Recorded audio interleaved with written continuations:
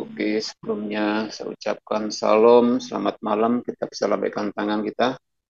Ya, puji Tuhan, malam hari ini kita masih diberikan kesempatan untuk berkumpul bersama di dalam Bible Study.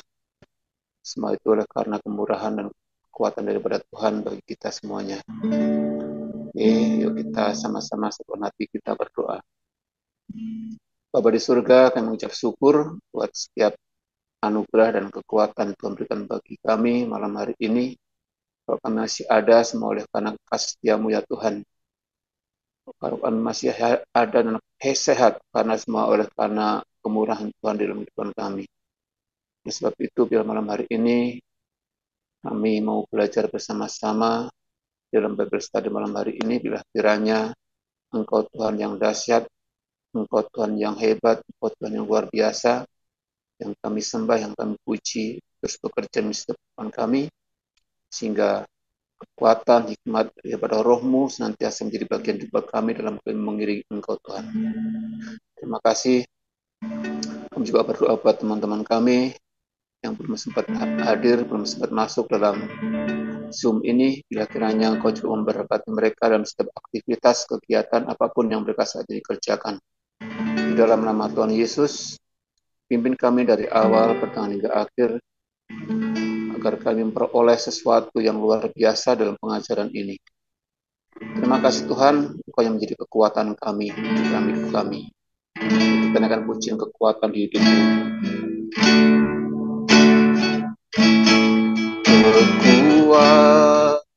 Kekuatan di hidupku, ku dapat dalam Yesus. Dia tak pernah tinggalkanku, setia menopangku, berseru berharap dalam Yesus. Ajaib Kau Tuhan, penuh kuasa, sanggup pulihkan keadaanku, dalam tangan-Mu seluruh hidupku tak akan goyah selamanya. Kekuatan hidupku, kekuatan di hidupku, ku dapat dalam Yesus. Dia tak pernah tinggalkanku, setia menopangku, berseru berharap dalam Yesus. Ajaib Kau Tuhan, penuh kuasa, sanggup pulihkan keadaanku, dalam tangan-Mu seluruh hidupku tak akan goyah selamanya. Ajaib Kau Tuhan, penuh kuasa, sanggup pulihkan keadaanku, dalam tangan-Mu seluruh hidupku tak akan goyah selamanya. sekali lagi. Ajaib Kau Tuhan, penuh kuasa, sanggup pulihkan keadaanku. Dalam tangan-Mu seluruh hidupku, tak akan goyah selamanya, tak akan goyah selamanya, tak akan goyah selamanya.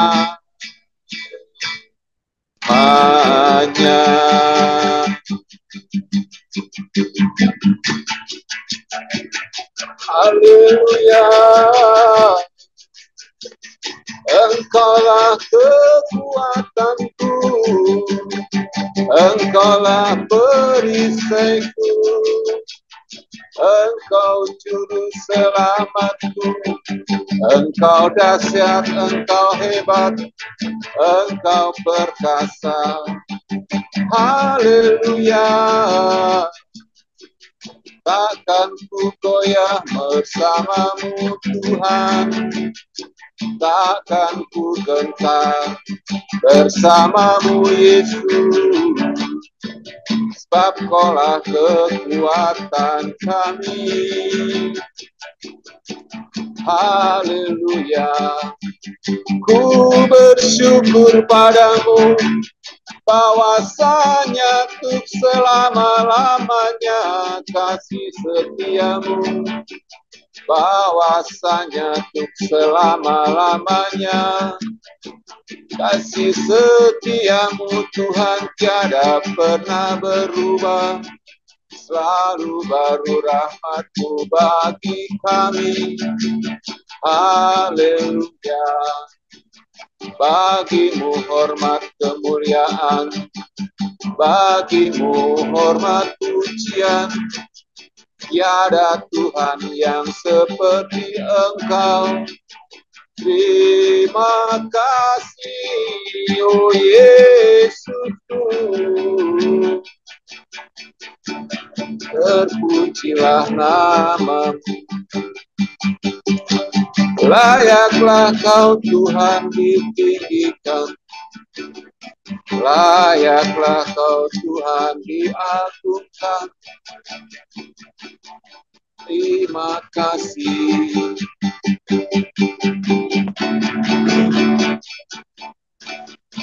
Haleluya.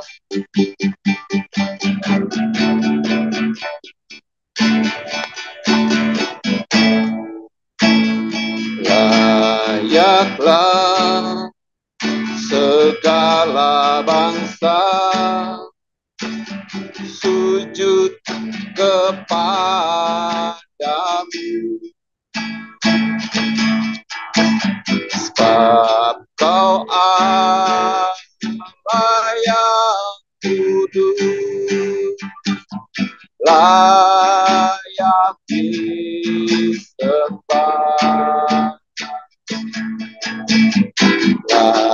Layaklah segala bangsa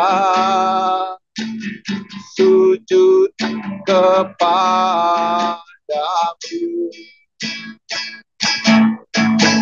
sebab Kau Allah yang kudus, layak disembah. Sekali katakan layaklah, layaklah segala bangsa sujud kepadamu, sebab Kau Allah yang kudus, layak disembah, layak disembah. layak disembah.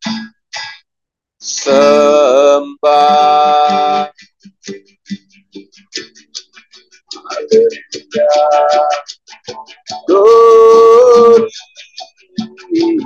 haleluya. Layaklah Kau Tuhan, kami puja, kami sembah, sebab besar dan ajaib karya-Mu di dalam kami.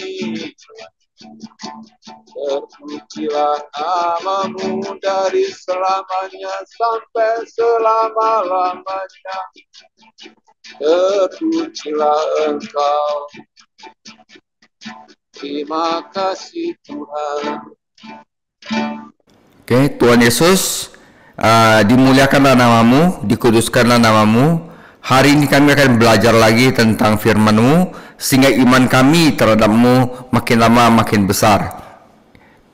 Tuhan Yesus, bimbing hati kami, bimbing pikiran kami, agar firman hari ini yang begitu luar biasa dapat memberkati seluruh dalam aspek kehidupan kami.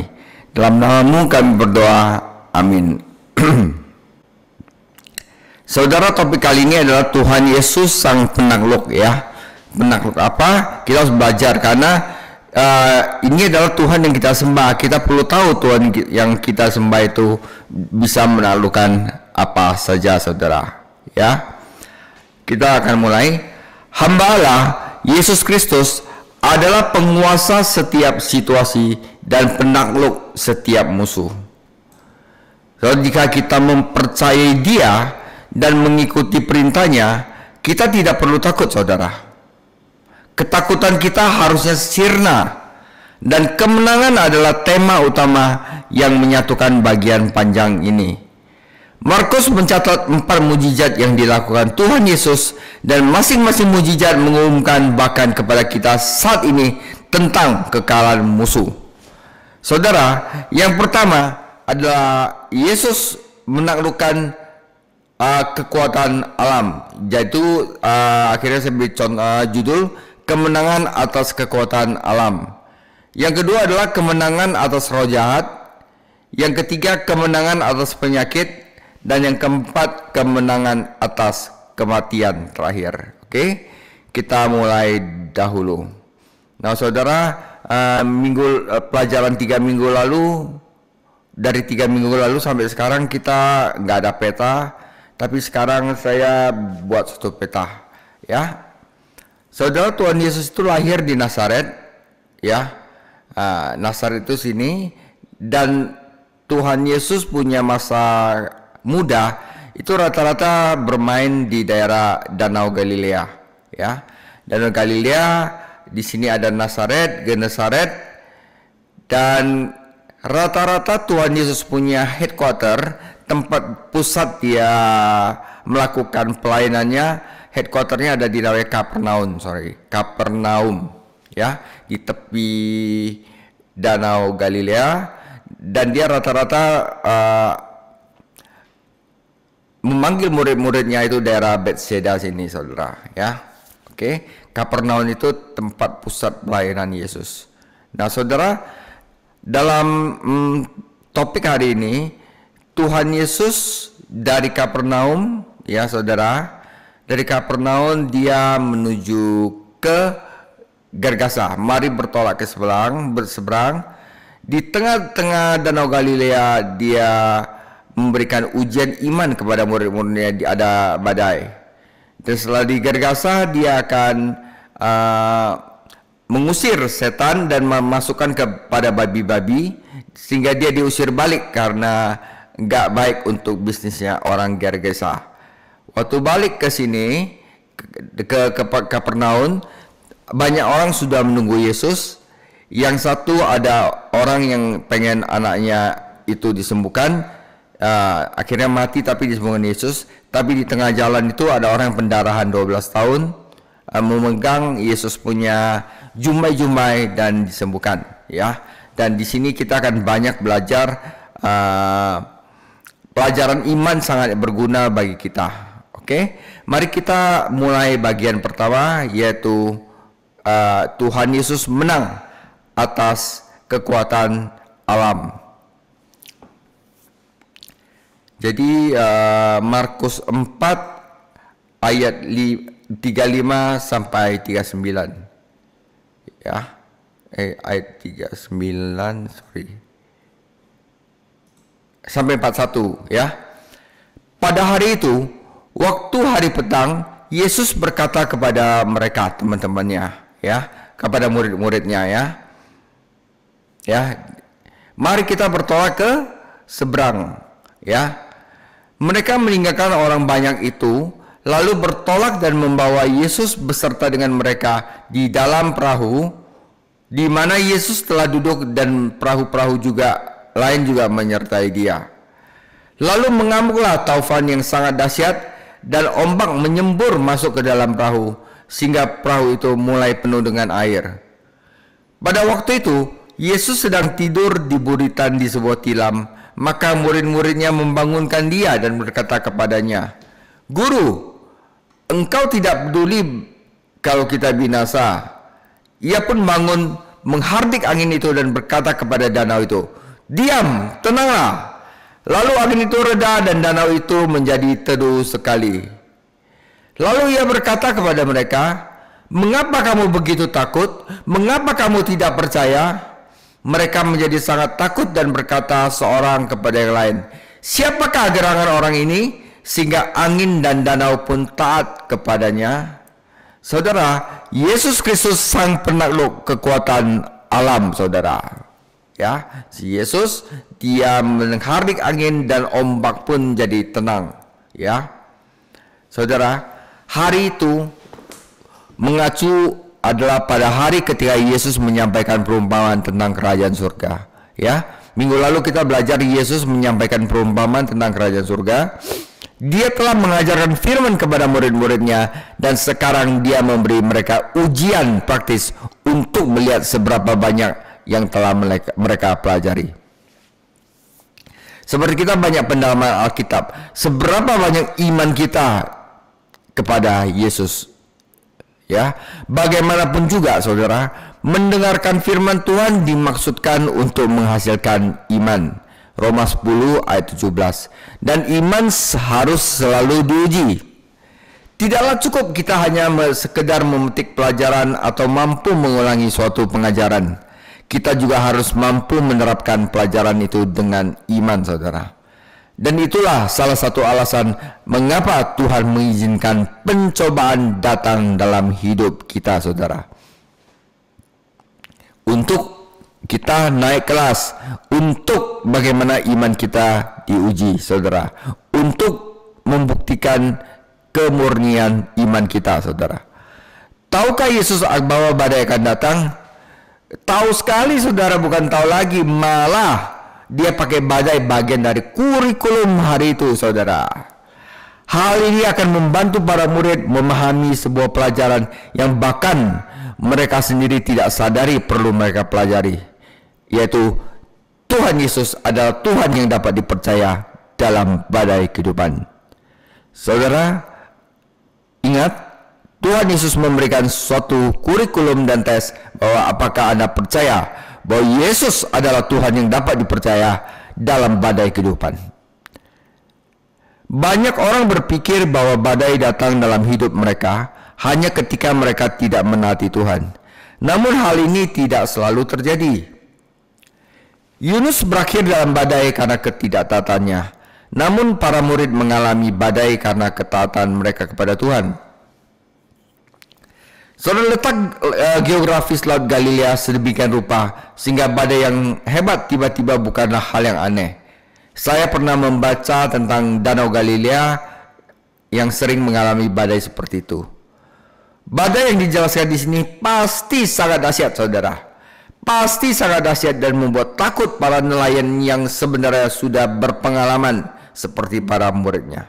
Petrus, Yakobus, Yohanes, Andreas, semuanya itu adalah para nelayan yang top. Kalau ada badai mereka takut. Badai ini pasti luar biasa punya badai. Ya.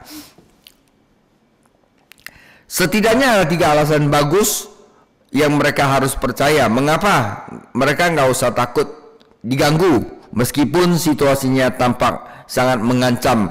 Karena di sini katakan air sudah masuk ke dalam perahu. Pertama, mereka harusnya tidak takut karena mereka mendapat janji Tuhan Yesus bahwa mereka akan pergi ke seberang. Yesus bilang, mari bertolak ke seberang kepada murid-muridnya. Kalau dia sudah ngomong bertolak ke seberang, apakah itu tidak akan terjadi? Pasti terjadi, karena dia ini membuktikan bahwa Yesus adalah Tuhan. Janji Tuhan Yesus itu pasti digenapi.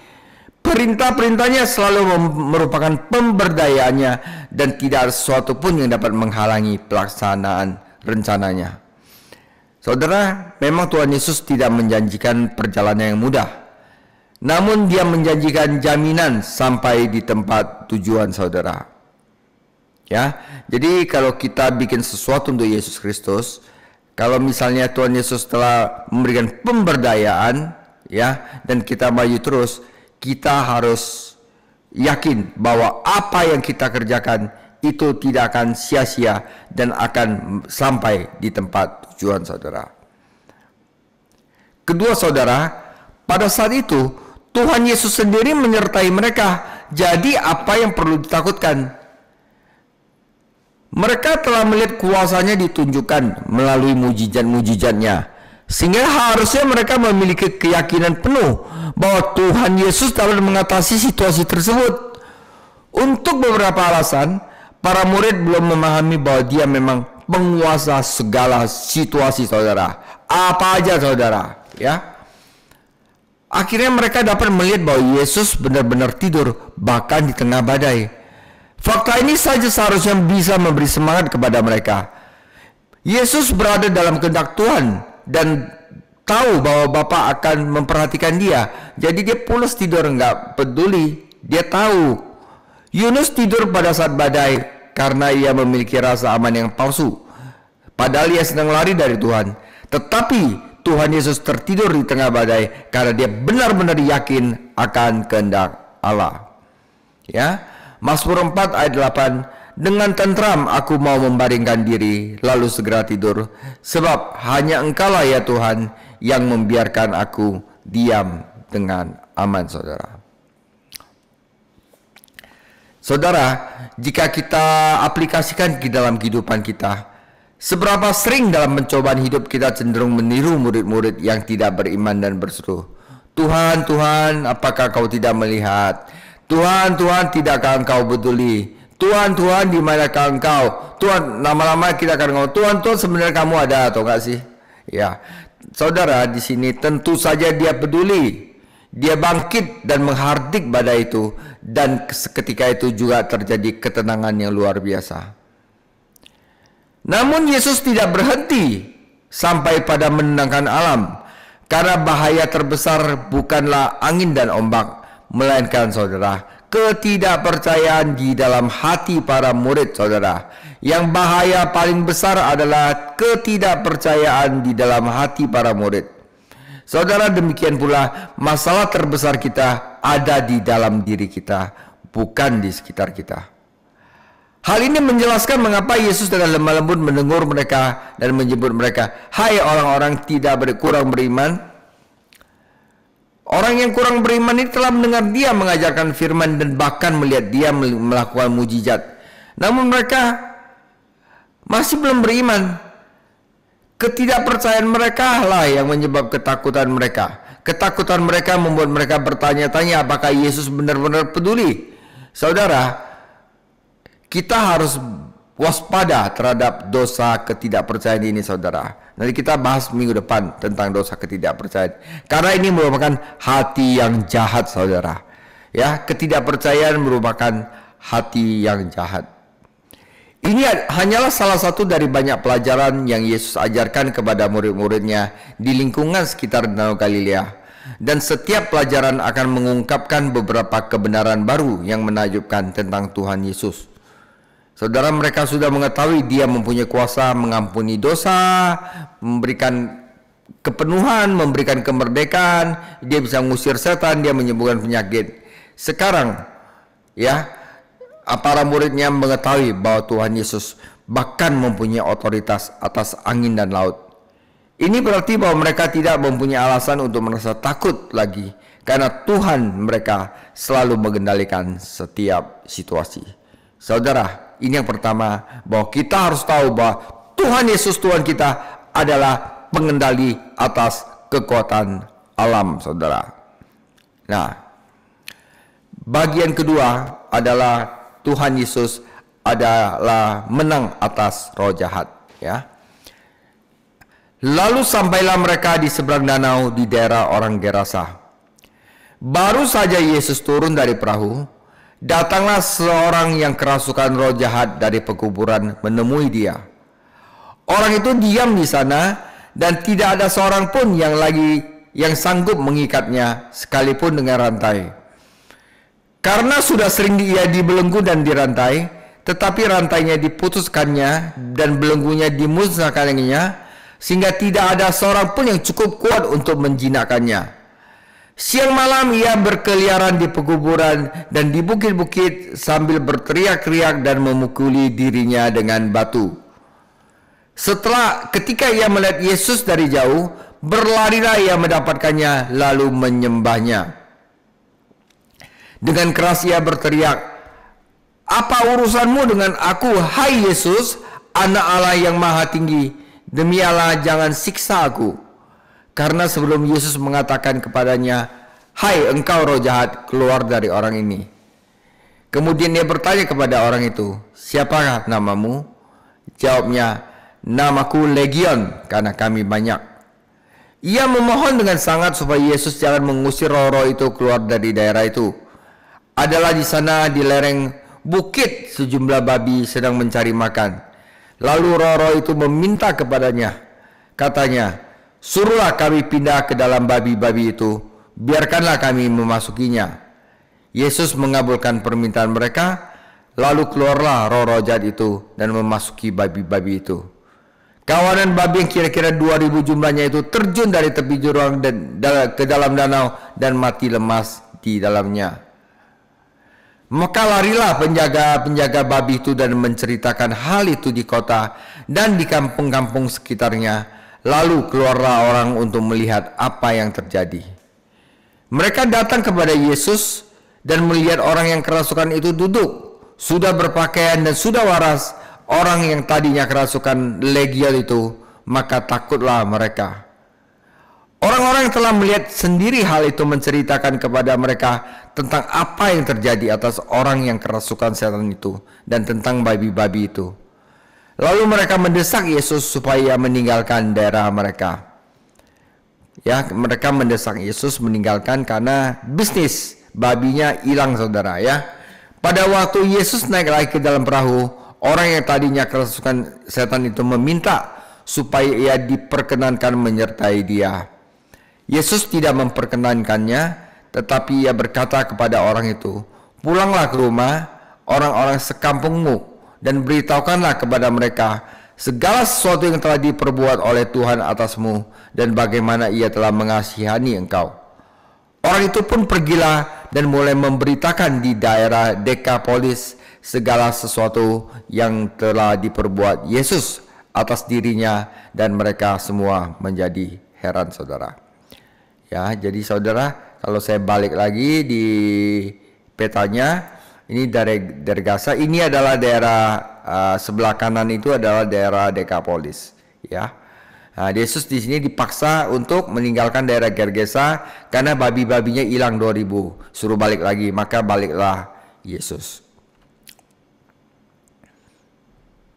Ya, ini daerah Gergasa. Orang itu sudah dilepas, ya. Dia minta ngikut Yesus, tapi penjaga pemilik babi itu usir Yesus keluar dari daerah tersebut. Ya.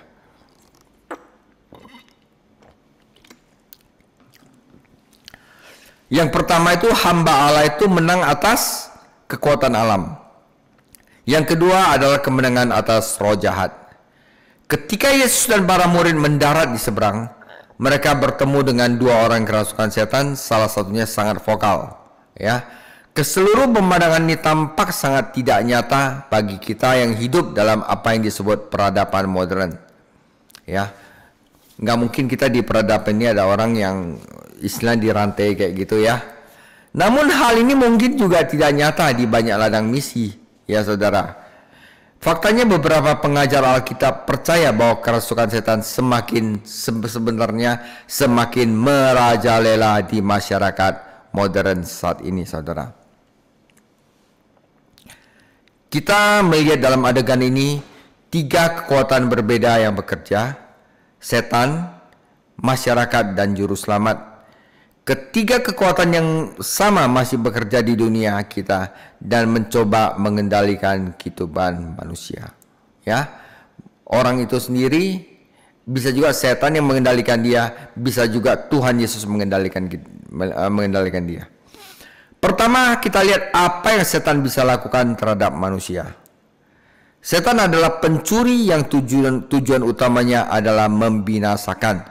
Yohanes 10:10 dan lihat Wahyu 9 ayat 11. Kita tidak diberitahu bagaimana setan memasuki orang-orang ini dan mengambil kendali. Tapi kebanyakan saudara, setan bisa masuk ke dalam manusia itu mungkin karena akibat dari penyerahan manusia pada dosa. Setan adalah roh najis dan dapat dengan mudah masuk ke dalam kehidupan orang-orang yang melakukan perbuatan berdosa.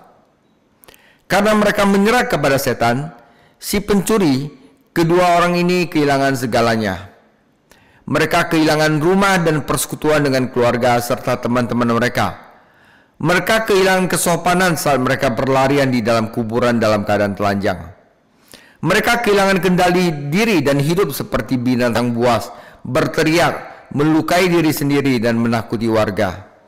Mereka kehilangan kedamaian tujuan hidup mereka dan mereka akan tetap berada dalam penderitaan tersebut seandainya Yesus tidak datang melewati badai untuk menyelamatkan mereka. Saudara, jangan meremehkan kekuatan destruktif setan. Dia adalah musuh kita dan akan menghancurkan kita semua jika dia bisa. Bagaikan singa yang mengaum, ia berusaha melahap kita. Setanlah yang bekerja di dalam kehidupan orang-orang tidak percaya, menjadikan mereka anak-anak durhaka. Saudara, kedua pria di pekuburan Gerasa ini tidak diragukan lagi, merupakan contoh ekstrim tentang apa yang setan dapat lakukan terhadap manusia. Namun, saudara, apa yang mereka ungkapkan sudah cukup untuk membuat kita tidak ingin berurusan dengannya. Kekuatan yang bekerja pada orang-orang ini adalah masyarakat, saudara. Namun masyarakat tidak mampu untuk mencapai banyak hal. Satu-satunya hal yang dapat dilakukan masyarakat terhadap orang-orang bermasalah, saudara, kalau misalnya ada orang bermasalah, saudara, satu-satunya hal yang dapat dilakukan masyarakat adalah dengan mengucilkan mereka, ya, menempatkan mereka di bawah kendali, di bawah pengawasan, jika perlu diikat atau dipasung, saudara, ya kan? Ya, karena orang ini ya dikendalikan oleh iblis dan merugikan masyarakat, ya. Seringkali orang-orang dirantai, dipasung, namun setan memberikan mereka kekuatan untuk memutuskan rantai tersebut. Bahkan upaya untuk mempertobatkan, menjinakkan orang-orang ini gagal, saudara. Dengan segala pencapaian ilmiah yang luar biasa, masyarakat masih belum mampu mengatasi permasalahan yang disebabkan oleh setan dan dosa. Meskipun kita bersyukur kepada Tuhan Yesus bahwa masyarakat memberikan pengekangan dan perlindungan dalam jumlah terbatas, kita harus mengakui bahwa masyarakat tidak dapat menyelesaikan masalah-masalah ini secara permanen dan membebaskan para korban teror setan. Hal ini membawa kepada kita kekuatan ketiga, yaitu kekuatan Juru Selamat Yesus Kristus. Apa yang dapat Yesus Kristus lakukan bagi orang-orang ini? Pertama-tama, Dia dengan murah hati datang kepada mereka dalam kasih dan bahkan melewati badai untuk melakukannya. Beberapa orang berpikir bahwa badai itu sendiri mungkin berasal dari setan, karena Yesus mengutarakan kata-kata yang sama untuk menenangkan laut seperti yang Dia lakukan untuk mengusir setan. Ya, pertama, ya, mungkin setan sedang mencoba untuk menghancurkan Yesus, atau setidaknya mencegah dia datang kepada orang-orang yang membutuhkan dia di seberang. Namun tidak ada yang dapat menghentikan Tuhan Yesus untuk datang ke pekuburan itu dan memberikan pembebasan kepada orang-orang tersebut. Tuhan Yesus tidak hanya datang kepada mereka, tetapi dia berbicara kepada mereka dan mengizinkan mereka berbicara kepadanya. Penduduk di daerah itu menghindari kedua orang yang kerasukan itu, namun Yesus memperlakukan mereka dengan kasih dan respek. Dia datang untuk mencari dan menyelamatkan yang hilang. Menarik untuk dicatat bahwa ketika setan-setan itu berbicara melalui pria tersebut, mereka mengakui apa sebenarnya yang mereka percayai. Saudara, setan mempunyai iman dan bahkan gemetar karena apa yang mereka percayai. Dia tahu Yesus adalah anak Allah. Namun baik iman maupun ketakutan mereka tidak dapat menyelamatkan mereka. Setan jelas-jelas percaya bahwa Yesus adalah anak Allah dan dia mempunyai otoritas atas mereka. Mereka percaya pada realitas penghakiman bahwa suatu hari mereka akan dibuang ke neraka. Ini lebih dari yang diyakini orang-orang percaya saat ini, saudara. Ya, iman setan itu lebih tinggi daripada orang-orang jamaah yang beragama saat ini. Ya, Alkitab tidak menjelaskan psikologi atau fisiologi kerasukan setan. Orang yang berbicara kepada Yesus berada di bawah kendali legiun setan. Saudara, legiun Romawi terdiri dari 6.000 orang, saudara. Jadi yang masuk ke dalam orang itu ya satu legiun yang terdiri dari 6.000, saudara. Sungguh menakutkan dan membayangkan kengerian yang dialami pria ini siang dan malam ketika ribuan roh najis menyiksanya. Tidak diragukan lagi, pria yang dirasukin setan lainnya juga mengalami penderitaan yang sama. Setan berusaha membinasakan orang-orang ini, namun Yesus datang untuk melepaskan mereka. Dengan kuasa firman-Nya, Dia mengusir setan dan membebaskan manusia. Saudara, setan bahkan percaya pada kuasa doa, saudara. Ya, karena itu mereka memohon kepada Yesus, ya, berdoa kepada Yesus agar tidak mengirimkan mereka ke jurang maut, tempat penyiksaan. Ya. Tapi ada satu hal yang kita dapat pelajari, bahwa sungguh membesarkan hati kita untuk melihat bahwa setan-setan itu tidak mengetahui apa yang Yesus rencanakan. Ya kan? Dia tidak tahu apa Yesus rencanakan, tetapi dia tahu bahwa kuasa doa itu luar biasa. Hal ini menunjukkan bahwa setan dapat mengetahui rencana Tuhan hanya jika Tuhan mengungkapkannya. Faktanya, tidak ada bukti dalam kitab suci bahwa setan dapat bisa membaca pikiran orang percaya, apalagi pikiran Tuhan. Ya, saudara. Jadi setan itu, kalau kita sudah percaya kepada Yesus Kristus, setan itu tidak bisa membaca pikiran kita, saudara. Ya,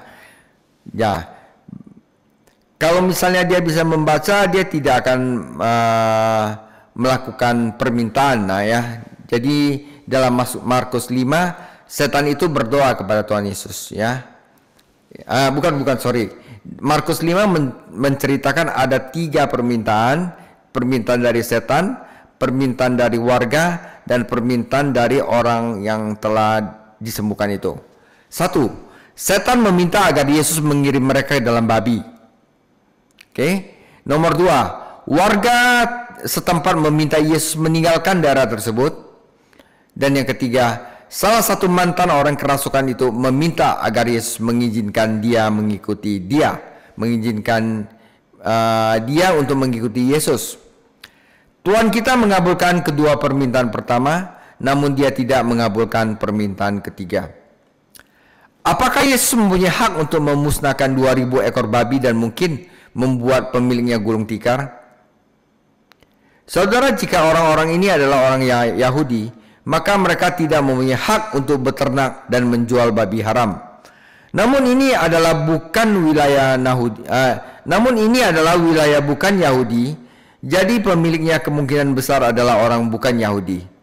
Tentu saja Yesus bebas untuk mengirim setan kemanapun Dia inginkan. Ke jurang yang dalam, ke babi, atau ke tempat lain mana Dia pilih. Lalu mengapa Tuhan Yesus mengirim mereka kepada babi?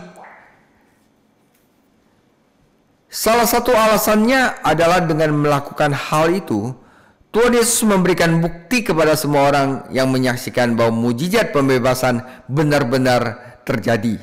Ya, benar-benar orang itu bebas dan pindah ke babi. Ya. Pemusnahan babi-babi tersebut juga memberi jaminan kepada orang-orang yang kerasukan itu bahwa roh-roh najis tersebut benar-benar telah tiada.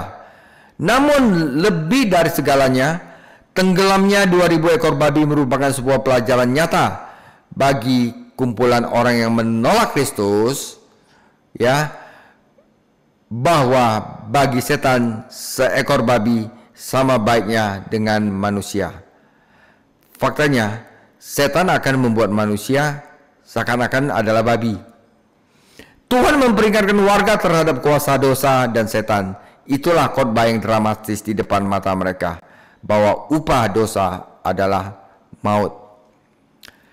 Para penggembala babi tidak mau disalahkan atas hilangnya babi-babi tersebut, sehingga mereka berlari untuk memberitahu pemiliknya apa yang telah terjadi. Ketika pemiliknya tiba di tempat kejadian, mereka ketakutan ketika melihat perubahan dramatis yang terjadi pada kedua pria tersebut. Bukannya yang berlarian telanjang, para pria itu berpakaian, duduk dan waras.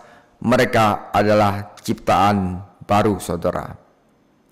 Mengapa pemiliknya meminta Yesus pergi? Mengapa tidak meminta dia untuk tinggal dan melakukan beberapa mujizat penyembuhan serupa bagi orang lain yang juga akan membutuhkan? Ya, karena pemiliknya mempunyai satu kepentingan utama, uang, saudara, bisnis. Dan mereka takut jika Yesus tetap tinggal lebih lama lagi, dia akan menimbulkan kerusakan bisnis yang lebih besar terhadap perekonomian lokal. Tuhan kita tidak tinggal di tempat yang tidak diinginkannya. Jadi dia pergi, saudara. Saudara, ngusir Yesus itu adalah sebuah tindakan paling tolol yang dapat mereka lakukan. Sebuah kesempatan yang sangat besar yang dilewatkan oleh orang-orang ini, saudara. Itulah, saudara, mujizat udah dilakukan di depan mata mereka, tetapi tetap dosa ketidakpercayaan ini yang sadis, saudara. Mengapa Yesus tidak mengizinkan orang yang disembuhkan kerasukan itu untuk mengikuti dia? Karena Yesus bilang, bagian lu adalah penginjilan. Nah, permintaan pria tersebut tentunya dimotivasi oleh kasihnya yang besar kepada Tuhan Yesus. Dia sudah mengalami sesuatu yang luar biasa dan dia cinta sama Yesus. Ya, betapa kesaksian besar yang dia miliki, ya. Namun Yesus tahu bahwa tugas dia itu adalah menginjil. Namun Yesus tahu bahwa orang yang dikasihnya ini, ya, tempat pria itu adalah di rumahnya sendiri dan di kampungnya sendiri. Tugas dia adalah pulang ke rumah, pulang ke kampung, mengabarkan Injil di sana, ya, di mana dia dapat memberikan kesaksian tentang juru selamat. Bagaimanapun juga kehidupan Kristen yang efektif harus dimulai dari rumah, di mana orang-orang paling mengenal kita. Jika kita menghormati Tuhan di sana, maka kita dapat mempertimbangkan untuk menawarkan diri kita untuk pelayanan di tempat lain. Saudara, pria ini menjadi salah satu penginjil misionaris paling awal bagi bangsa-bangsa bukan Yahudi. Siapakah penginjil pertama di zaman era Yesus? Penginjil pertama di era bangsa Yahudi adalah orang yang kerasukan 6.000 roh jahat, saudara. Tapi Tuhan Yesus harus pergi, namun pria itu tetap tinggal dan memberikan kesaksian yang setia tentang kasih karunia dan kuasa Yesus Kristus. Kita percaya bahwa sekarang banyak dari orang bukan Yahudi percaya kepada Juru Selamat melalui kesaksiannya. Kita juga harus memberikan kesaksian tentang bagaimana Tuhan Yesus telah bekerja dalam kehidupan kita. Seperti itu, saudara. Itu adalah kemenangan atas roh jahat.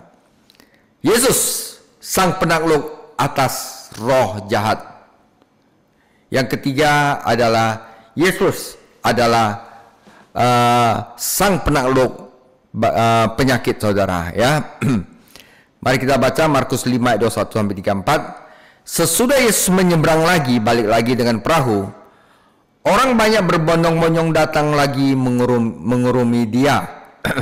Sedang ia berada di tepi danau, datanglah seorang kepala rumah ibadat yang bernama Yairus.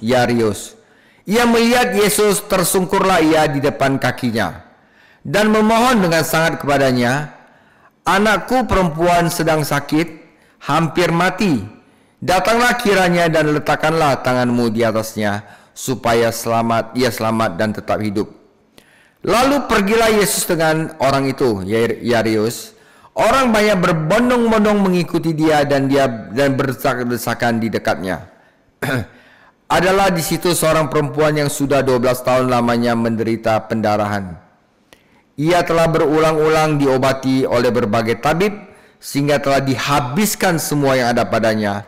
Namun sama sekali tiada faedahnya, malah sebaliknya keadaannya makin memburuk. Dia sudah mendengar berita-berita tentang Yesus. Maka di tengah-tengah orang banyak itu ia mendekati Yesus dari belakang dan menjamah jubahnya. Sebab katanya, "Asal ku jamah saja jubahnya, aku akan sembuh." Seketika itu juga berhentilah pendarahan dan ia merasa bahwa badannya sudah sembuh dari penyakitnya. Pada ketika itu Yesus mengetahui bahwa ada tenaga yang keluar dari dirinya. Lalu ia berpaling di tengah orang banyak dan bertanya, "Siapa yang menjamah jubahku?"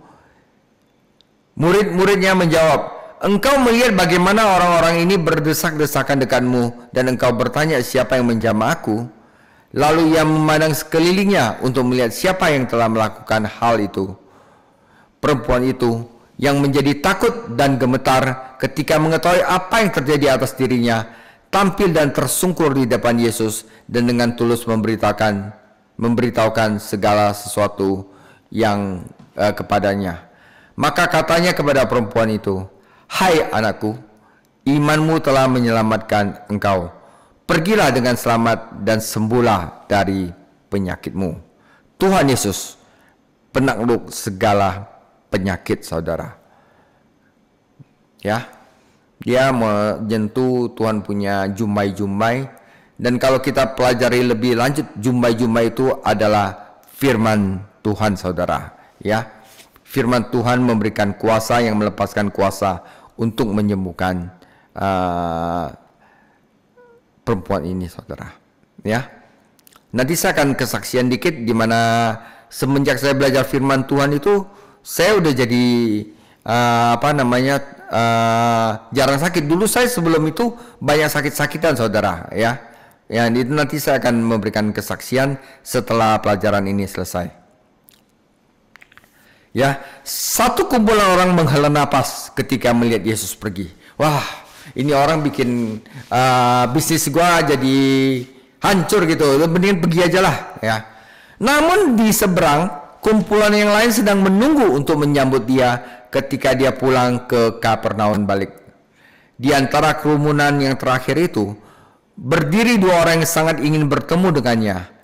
Yairus, seorang pria dengan putrinya yang sedang sekarat, dan seorang wanita yang tidak dikenal, anonim, yang menderita penyakit yang tidak dapat disembuhkan. Yairuslah yang pertama kali mendekati Yesus, tetapi perempuanlah yang pertama kali ditolong. Jadi mungkin kita akan mulai dengan perempuan yang ditolong itu. Saudara, sebagai merismus, perbedaan ekstrim dari orang yang sangat membutuhkan ini sangat mencolok. Dan menyingkapkan betapa luas dan belas kasihan Kristus. Ya, nah kita bandingkan dua ekstrim ini. Ya, Yairus adalah seorang petugas sinagoga yang penting dan terhormat. Wanita tersebut adalah seorang yang bukan siapa-siapa, yang tidak disebutkan namanya. Ya, namun Yesus menyambut dan membantu mereka berdua. Yairus akan kehilangan seorang putri yang telah memberinya kebahagiaan selama 12 tahun. Wanita tersebut akan kehilangan penderitaan yang telah membuatnya menderita selama 12 tahun. Sebagai penugas sinagoga, Yairus tidak diragukan lagi, sangat kaya. Namun kekayaan tidak dapat menyelamatkan putrinya yang sekarat. Ya, wanita itu telah membuang selama 12 tahun pendarahannya sehingga wanita itu sudah hampir bangkrut, tidak mempunyai apa-apa lagi. Karena dia telah memberikan semua uangnya kepada dokter, namun tidak ada satupun dari mereka dapat menyembuhkannya. Tetapi baik Yairus, petugas sinagoga, baik wanita malang yang tidak ada artinya, bagi orang yang mempunyai uang, bagi orang yang bangkrut, ya kan, bagi orang yang telah menderita 12 tahun, bagi orang yang telah memberikan kebahagiaan selama 12 tahun, semuanya menemukan jawaban mereka, kebutuhan mereka di kaki Tuhan Yesus. Wanita itu mengalami pendarahan yang tampaknya tidak dapat disembuhkan dan pelan-pelan menghancurkannya. Kita hanya bisa membayangkan rasa sakit dan tekanan emosional yang melemahkan kekuatannya hari demi hari. Ketika Anda memikirkan banyak kekecewaan terhadap dokter dan uang yang telah dihamburkan, yang dihabiskannya, Anda bertanya-tanya bagaimana dia bisa bertahan selama itu. Namun ada satu beban tambahan pada waktu itu, saudara. Menurut hukum Taurat, dia najis secara seremonial yang sangat membatasi kehidupan keagamaan dan sosialnya. Saudara bayangin, udah sakitnya gak disembuhkan, yang tampaknya tidak dapat disembuhkan, tekanan emosional, kekecewaan terhadap dokter, ditambah lagi hukum seremonial membuat dia gak bisa beragama, kehidupan sosial juga hancur. Saudara, jika saudara pikir betapa beratnya beban yang dipikulkannya. Namun dia tidak membiarkan apapun menghalangi jalannya saat dia menerobos kerumunan dan datang kepada Tuhan Yesus. Dia bisa saja menggunakan sejumlah alasan untuk meyakinkan dirinya agar menjauh dari Yesus. Nanti Yesus geli nggak sama saya ya? Yesus orang Yahudi, nanti saya pegang dia jijik dan dia jadi haram secara seremonial. Ya kan, bisa aja dia pikir begitu. Dia mungkin berkata, saya tidak cukup penting, saya kan orang perempuan yang tidak punya apa-apa, saya tidak cukup penting untuk meminta bantuan Yesus. Saya nggak bisa ke sinagoga, saya adalah haram secara seremonial. Dia bisa ngomong gitu. Dan dengar, dia itu datang karena bersama Yairus, orang kaya. Jadi saya harusnya tidak boleh mengganggu dia sekarang. Dia bisa saja berpendapat bahwa tidak ada hal yang bisa membantunya. Ya kan, mengapa harus mencoba lagi? Karena dia sudah mencoba 12 tahun, saudara. Atau dia mungkin menyimpulkan bahwa tidaklah tepat untuk datang kepada Yesus sebagai pilihan terakhir setelah mengunjungi semua dokter tersebut. Saudara, namun dia mengesampingkan semua argumen dan alasan dan datang dengan iman kepada Yesus. Wah, saudara, kalau kita lihat apa yang telah terjadi sama dia, iman dia terhadap Yesus itu sangat baik sekali, sangat kuat sekali. Iman macam apa yang dia miliki? Sebenarnya kita bisa juga bilang mungkin iman pasrah mungkin iman lemah, penakut, dan mungkin agak percaya kepada tahyul. Dia percaya kalau gue pegang ini gue bisa sembuh gitu loh. Tapi kenapa dia terus berkata pada dirinya sendiri bahwa dia harus menyentuh jubahnya agar dapat disembuhkan? Dia telah mendengar laporan tentang orang lain yang disembuhkan oleh Yesus. Karena Yesus kan melakukan mujizatnya di daerah Kapernaum Dia telah mendengar laporan. Jadi dia melakukan upaya besar ini untuk datang kepada juru selamat. Dia tidak kecewa. Yesus menghormati imannya meskipun imannya itu masih dangkal, saudara, masih belum mengenal siapa Yesus. Dia cuma dengar bahwa datang ke Yesus bisa sembuh. Tetap dia datang, dia tidak kecewa. Yesus menghormati imannya meskipun lemah dan menyembuhkan tubuhnya. Oleh karena itu, saudara, dengan contoh ini itu salah satu pelajaran bagus untuk kita semua. Tidak semua orang mempunyai tingkat iman yang sama.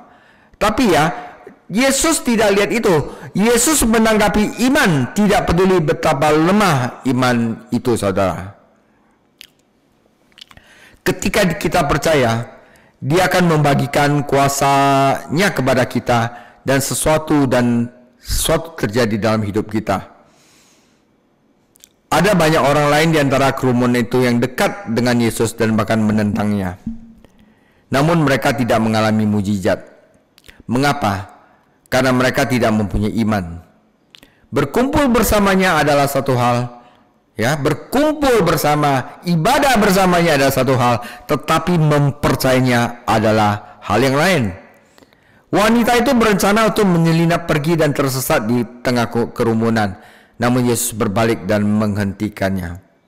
Ya, waktu dia datang kepada Yesus dengan jumai, dia malu, dia mau menyelinap pergi, tapi Yesus menghentikannya. Dengan lemah lembut, dia memperoleh darinya kesaksian yang luar biasa mengenai apa yang telah Tuhan Yesus lakukan baginya. Mengapa Yesus memperlakukannya di depan umum? Mengapa dia tidak mengizinkan untuk tetap anonim? Dan sudahlah, dia udah sembuh, biar dia tahu aja dan melanjutkan perjalanannya. Untuk satu hal dia melakukannya demi dirinya sendiri. Baginya dia ingin menjadi sesuatu yang lebih dari sekedar penyembuh. Dia ingin menjadi juru selamat dan temannya juga. Dia menatap wajahnya, merasakan kelembutannya, dan mendengar kata-kata jaminan kasihnya. Pada saat dia berbicara kepadanya, dia mengalami sesuatu yang lebih dari kesembuhan fisik, saudara. Dia memanggil perempuan yang pendarahan itu adalah, "Hai anakku." Berarti ini dia memanggil putriku, ya, dan menyuruhnya berangkat dengan membawa berkat damai. Dijadikan utuh berarti lebih dari sekedar menerima kesembuhan fisik. Yesus juga telah memberinya penyembuhan rohani. Yesus berurusan dengannya di depan umum bukan hanya demi dia, tetapi juga demi Yairus. Putrinya itu udah hampir meninggal, dan dia membutuhkan semua dorongan yang bisa dia dapatkan. Sudah cukup buruk kalau orang banyak menghalangi kemajuan mereka untuk cepat-cepat menyembuhkan anaknya Yairus. Tetapi sekarang wanita itu harus ikut campur dan menghentikan Yesus. Ketika salah satu teman Yairus datang dan mengumumkan bahwa gadis itu, anak Yairus itu telah meninggal, Yairus merasa, aduh, habislah, akhir telah tiba. Tapi sengaja Tuhan pada waktu dia mengatakan itu kepada orang yang sakit pendarahan, perkataan Tuhan Yesus kepada wanita tersebut mengenai iman dan kedamaian pasti telah memberikan semangat kepada Yairus, sama seperti kata-kata tersebut juga menyemangati dia. Akhirnya Yesus berbicara dengannya di depan umum agar dia mempunyai kesempatan untuk membagikan kesaksian dan memuliakan Tuhan Yesus. Agar orang-orang dapat berkata kepada orang-orang lain bahwa Yesus adalah Tuhan yang dapat menyembuhkan penyakit. Tidak diragukan lagi, beberapa orang di antara kerumunan itu mendengar perkataannya dan percaya kepada Juru Selamat. Ya, saudara, itu adalah bagian yang ketiga. Yesus Kristus sang penakluk atas semua penyakit, saudara. Dengan ada Tuhan seperti Tuhan Yesus, apalagi yang kita takutkan? Saudara, yang bagian yang keempat adalah Tuhan Yesus sang penakluk pada sesuatu yang paling kita takutkan, yaitu kematian, saudara. Oke, kita baca firman-Nya, Markus 5 ayat 35 sampai 43. Ketika Yesus masih berbicara, datanglah orang dari keluarga kepala rumah ibadat itu dan berkata, "Anakmu sudah mati. Apa perlunya lagi engkau menyusahkan guru?" Tetapi Yesus tidak menghiraukan perkataan mereka dan berkata kepada kepala rumah ibadat, "Jangan takut, percaya saja." Lalu Yesus tidak memperbolehkan seorang pun ikut serta kecuali Petrus, Yakobus, Yohanes saudara Yakobus. Jadi mereka Yesus tambah 4 muridnya, jadi 5 orang yang bersaksi untuk melihat mujizat yang luar biasa ini, ya. Mereka tiba di rumah kepala rumah ibadat dan di sana dilihatnya orang-orang ribut, menangis dan meratap dengan suara yang nyaring. Sudah ia masuk, ia berkata kepada orang-orang itu, "Mengapa kamu ribut dan menangis? Anak ini tidak mati tetapi tidur." Tetapi mereka menertawakan dia, maka diusirnya semua orang itu, Lalu dibawanya ayah dan ibu anak itu dan mereka yang bersama-sama dengan dia masuk ke dalam kamar anak itu. Lalu dipegangnya tangan anak itu dan berkata, Talita kum, yang berarti, hai anak, aku berkata kepadamu, bangunlah. Seketika itu juga anak itu bangkit berdiri dan berjalan, sebab umurnya sudah 12 tahun. Semua orang yang hadir sangat takjub, dan ia sangat berpesan kepada mereka supaya jangan seorang pun mengetahui hal itu. Lalu ia menyuruh mereka memberi anak itu makan. Saudara, Yesus yang keempat adalah sang penakluk atas kematian, saudara. Hal yang paling ditakutkan oleh seluruh manusia, tetapi Yesus berkuasa untuk mengendalikan hal tersebut.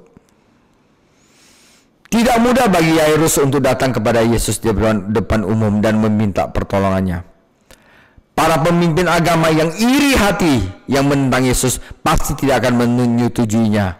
Begitu pula beberapa pemimpin sinagoga lainnya. Hal-hal yang dilakukan dan diajarkan Tuhan Yesus di sinagoga telah membangkitkan kemarahan para ahli Taurat dan orang Farisi, yang beberapa di antaranya mungkin adalah teman Yairus. Namun Yairus merasa putus asa. Tidak merasa putus asa, sama seperti banyak orang lainnya ketika mereka datang kepada Yesus. Ya, ia lebih memilih kehilangan teman-teman munafiknya, saudara, teman-teman agama munafiknya, dan menyelamatkan putri kesayangannya.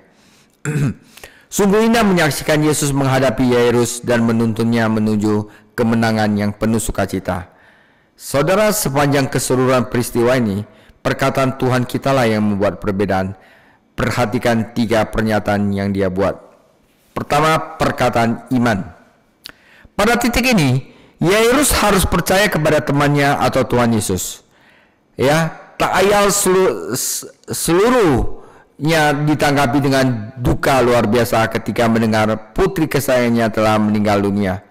Tetapi Yesus meyakinkannya, jangan takut, percaya saja katanya, atau teruslah percaya, ya. Iman itu yang penting, iman itu, saudara. Dengan kata lain, kamu mempunyai iman tertentu ketika kamu datang kepadaku. Iman itu harus pelihara, ya, dan imanmu terbantu ketika kamu melihat apa yang aku lakukan kepada wanita penderita penyakit yang telah aku sembuhkan itu. Terus percaya, jangan berhenti. Nah, itu artinya lebih mudah bagi Yairus untuk mempercayai Tuhan ketika putrinya masih hidup dan ketika Yesus masih berjalan bersamanya ke rumahnya. Namun ketika Yesus berhenti untuk menyembuhkan wanita itu dan ketika temannya datang membawa kabar buruk, Yairus hampir saja kehilangan imannya. Jangan terlalu keras padanya. Kita mungkin menyerah pada keraguan ketika keadaan dan perasaan menguasai kita. Makanya saudara, jangan percaya sama perasaan, jangan percaya kepada hati, ya. Percayalah kepada firman Tuhan. Jangan percaya sama hati kita. Hati kita itu adalah penipu paling ulung. Hati itu bukan untuk dipercayai. Hati itu untuk agar hatimu untuk dikuasai oleh firman Tuhan. Terkadang Tuhan menunda. Kenapa? Agar apakah kita percaya sama firman-Nya? Perasaan kita mengelola kita, tetapi Tuhan mau uji apakah kamu percaya pada firman-Nya. Terkadang Tuhan menunda dan kita bertanya-tanya mengapa. Saat itulah kita membutuhkan firman Tuhan, perkataan iman, khusus dari Tuhan, dan kita menerimanya saat kita menghabiskan waktu di dalam firman-Nya. Jangan percaya pada hati, saudara. Itu adalah penipu yang paling ulung. Kedua, kita perlu kata-kata pengharapan. Ketika Yesus dan Yairus tiba di rumah, mereka melihat dan mendengar para pelayat profesional Yahudi yang selalu dipanggil ketika alas kematian. Itu pelayat profesional itu yang nangisnya itu dalam 3 hari itu luar biasa nangisnya, saudara, nggak berhenti. Ya, merupakan tradisi bagi mereka untuk meratap dengan keras, menangis dan memimpin keluarga serta teman-teman dalam ratapan, saudara. Kehadiran para pelayat di rumah merupakan bukti bahwa gadis tersebut itu benar-benar telah meninggal. Ya, karena pihak keluarga tidak akan menelepon mereka, ya, jika ada harapan sedikit bahwa gadis itu masih hidup. Maksudnya menelepon itu, para keluarga itu tidak akan datang kepada Yairus memberikan kabar bahwa anaknya sudah mati. Kata-kata pengharapan dari Tuhan Yesus adalah anak itu tidak mati, tapi tidur. Adalah kata-kata pengharapan Tuhan kita kepada Yairus dan istrinya. Saudara, ini ada satu pengajaran yang menarik. Bagi orang beriman, saudara, bagi orang Kristen, nanti walaupun kita mati, bagi kita itu hanyalah tidur. Karena hanya tubuh kita beristirahat saat kebangkitan. Roh tidak tidur, karena dalam kematian roh orang percaya meninggalkan tubuh dan tinggal bersama Kristus. Jadi saudara harus tahu, jika kita percaya kepada Tuhan Yesus, jika kita mati, roh kita akan bersama-sama dengan Kristus. Tubuhlah yang tertidur menunggu kedatangan Tuhan kembali dan kebangkitan tubuh. Kebenaran ini merupakan dorongan besar bagi kita semua yang memiliki orang-orang Kristen yang kita kasih dan teman-teman yang masih meninggal. Mereka tidak selesai, mereka tidur, ya, mereka tidak meninggal.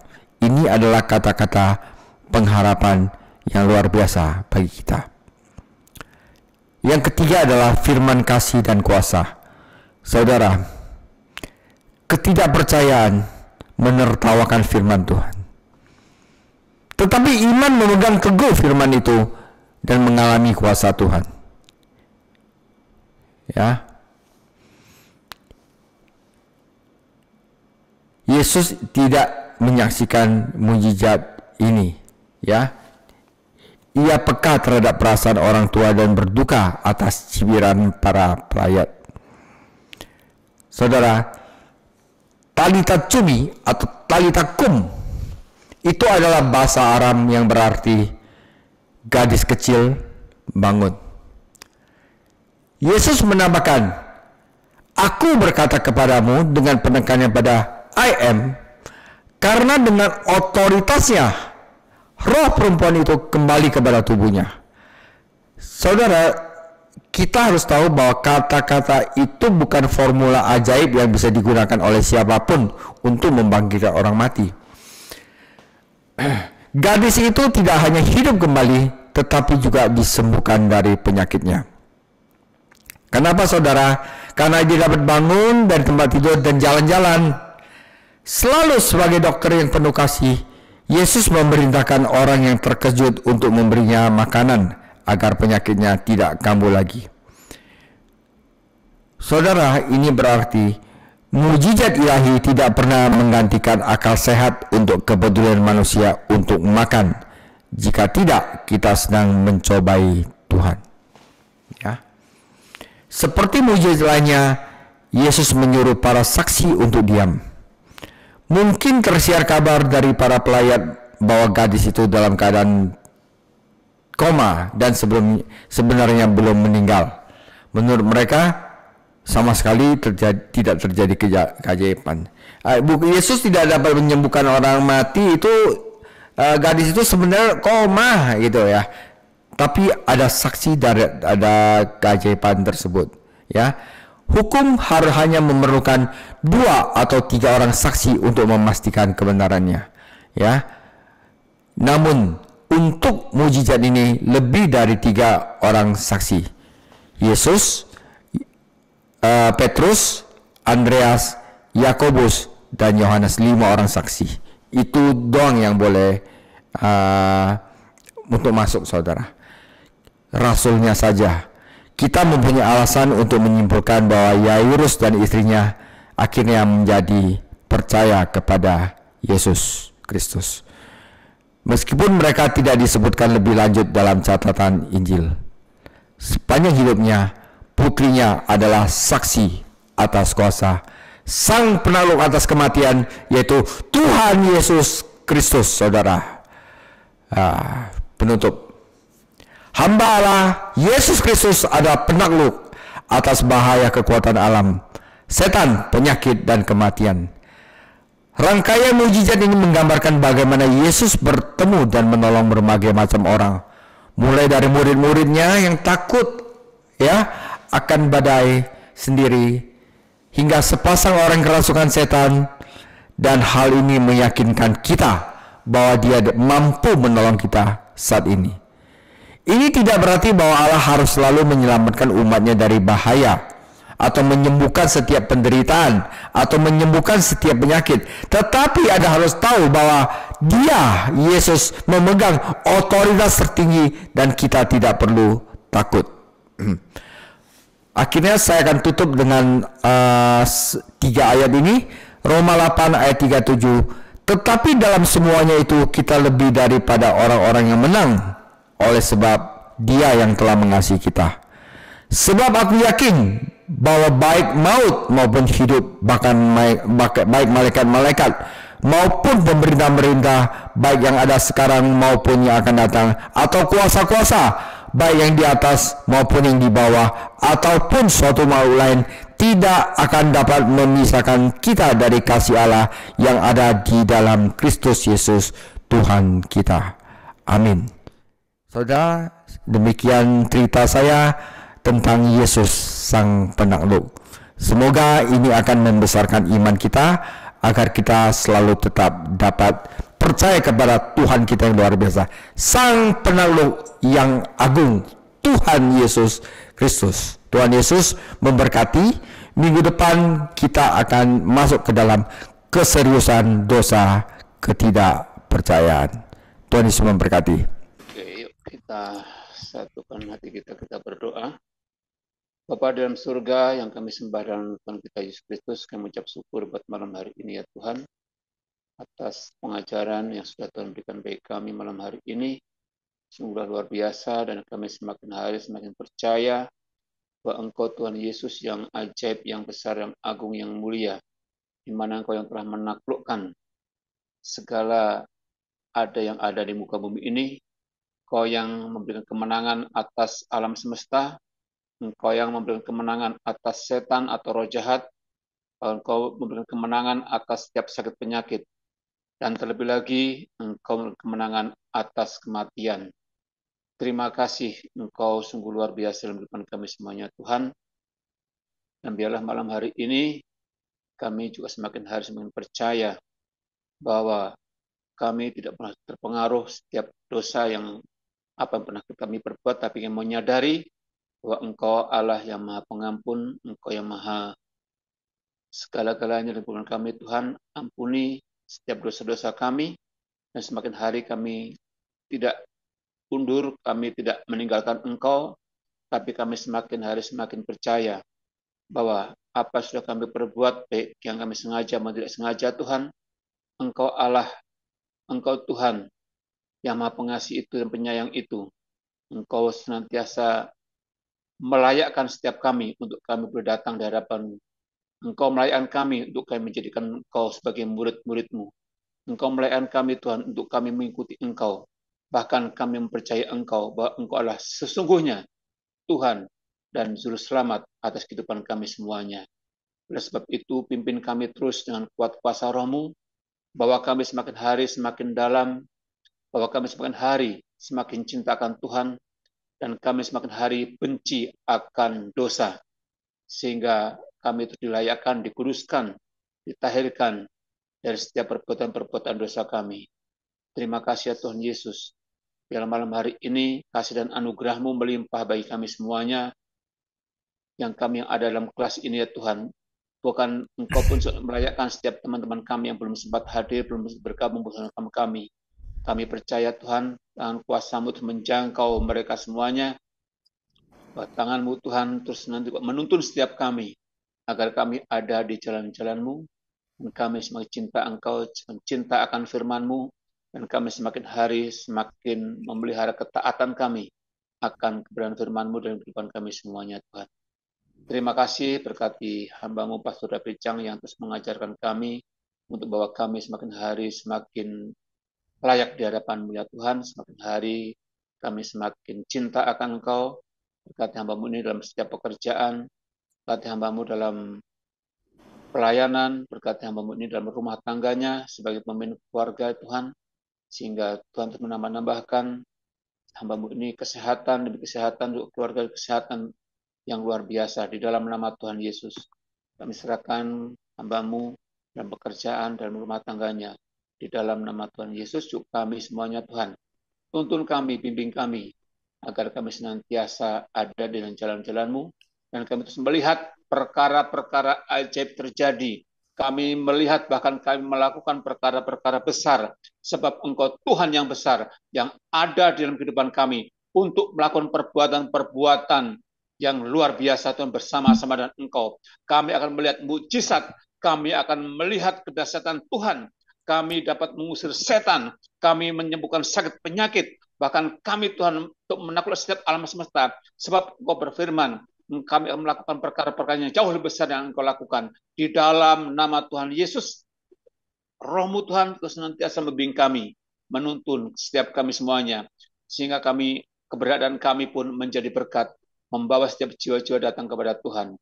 Di dalam nama Tuhan Yesus, kami sangat yakin dan percaya bahwa Engkaulah Allah yang Tuhan, yang semesta langit dan bumi ini, yang menciptakan langit dan bumi ini, menjadi bagian kehidupan kami, dan kami sembah dan kami puji senantiasa.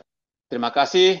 Malam hari ini kami mengakhiri, dan kami menerima berkat yang daripada Roh-Mu. Saya akan meminta berkat agar iman kita terus terpelihara sempurna. Oke, mari kita angkat tangan. Kiranya Allah dan Bapa kita dan Tuhan kita Yesus Kristus selalu memelihara iman kita, agar kita dapat menantikan keselamatan yang telah tersedia bagi kita pada akhir zaman, dan sukacita dan damai sejahtera memenuhi kehidupan kita. Kita percaya kepada Tuhan Yesus, kita sama katakan amin.